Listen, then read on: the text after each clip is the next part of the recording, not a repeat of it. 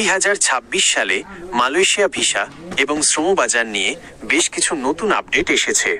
বিশেষ করে গত বছরের স্থবিরতা কাটিয়ে নতুন করে কর্মী পাঠানোর প্রক্রিয়া শুরু হওয়ার সম্ভাবনা তৈরি হয়েছে। নিচে মালয়েশিয়া ভিসার সর্বশেষ আপডেটগুলো দেওয়া হলো। মালয়েশিয়া ভিসা কবে খুলবে?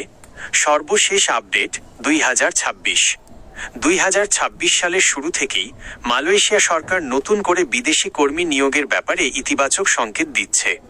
নতুন কোটা মালয়েশিয়া সরকার 2026 সালের জন্য নতুন করে 30,000 থেকে 40,000 বাংলাদেশি কর্মী নিয়োগের একটি সম্ভাব্য পরিকল্পনা করেছে। যদিও এটি আগের বছরের তুলনায় কম, তবে এটি একটি বড় সুযোগ। কলিং ভিসা বর্তমানে মালয়েশিয়া সরকার নির্দিষ্ট কিছু খাতে কৃষি, বাগান ও খনি কর্মী নিয়োগের জন্য কোটা উন্মুক্ত করার ঘোষণা দিয়েছে। 19 জানুয়ারি থেকে 31 মার্চ 2026 মধ্যে আবেদনের একটি বিশেষ উইন্ডো চালু হওয়ার কথা রয়েছে। 2. মালয়েশিয়া বাংলাদেশ বর্তমান পরিস্থিতি। বাংলাদেশ সরকারের প্রবাসী কল্যাণ উপদেষ্টা এবং মালয়েশিয়া সরকারের মধ্যে উচ্চ পর্যায়ের বৈঠক হয়েছে। এর ফলে কিছু গুরুত্বপূর্ণ পরিবর্তন এসেছে। মাল্টিপল এন্ট্রি ভিসা এখন থেকে মালয়েশিয়ায় কর্মরত বাংলাদেশি শ্রমিকরা মাল্টিপল এন্ট্রি ভিসা পাবেন, যা আগে শুধুমাত্র সিঙ্গেল এন্ট্রি ছিল। এর ফলে কর্মীরা ছুটিতে দেশে এসে সহজে ফিরে যেতে পারবেন।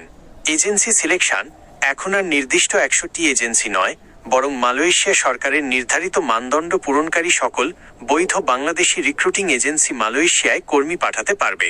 এতে অভিবাসন ব্যয় কমার সম্ভাবনা রয়েছে। 3. ভিজিট ভিসা ও ট্যুরিজম আপডেট। 2026 সালকে মালয়েশিয়া সরকার ভিজিট মালয়েশিয়া ইয়ার 2026 হিসেবে ঘোষণা করেছে।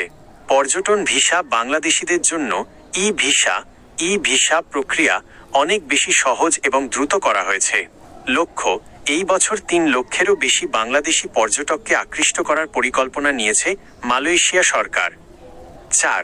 মালয়েশিয়া যাওয়ার খরচ ও নিয়ম। FOMEMA মেডিকেল কর্মী হিসেবে মালয়েশিয়া যাওয়ার আগে এবং সেখানে যাওয়ার পর স্বাস্থ্য পরীক্ষা FOMEMA অত্যন্ত কড়াকড়িভাবে পালন করা হচ্ছে। ভিসা ফি বাংলাদেশি পাসপোর্টের জন্য সরকারি ভিসা ফি এখনও প্রায় 600 টাকা 20 রিঙ্গিত, তবে এজেন্সি বা অন্যান্য সার্ভিস চার্জ আলাদা।